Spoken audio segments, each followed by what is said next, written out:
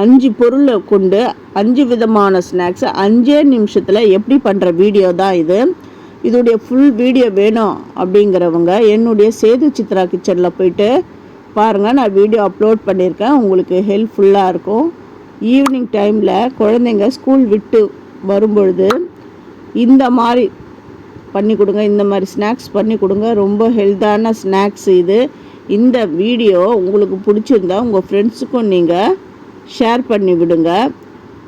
இந்த கொண்டக்கடலையை வேக வைக்கிறதுக்கு முன்னாடி ஒரு 8 மணி நேரம் ஊற போடணும்.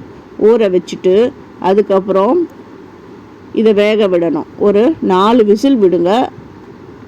ப்ரெஷர்லாம் போனதுக்கப்புறம் தண்ணியை இருத்துட்டு இதை தாளிச்சிடுங்க. நல்ல ஹெல்த்தியான கொண்டக்கடலை சுண்டல் ரெடி ஆகிடுது.